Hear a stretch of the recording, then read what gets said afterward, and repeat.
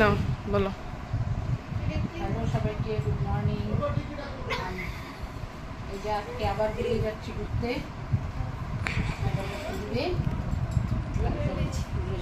নিয়ে নিচ্ছি, বাড়ি থেকে নিয়ে বেরোচ্ছি।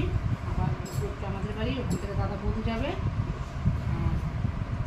বৃষ্টি যাবে, আমরা যাবো। আজকে যাচ্ছি একটু জায়গার দিকে ঘুরতে। সেখানে আমার বোনের বাড়ি আছে, বোনের বাড়িতেও যাবো। বোনের বাড়ি থেকে এবারে বোন জামাইদেরকে নিয়ে পরে আমরা ঘুরতে যাবো। সারাদিন অনেক ঘোরাঘুরি হবে।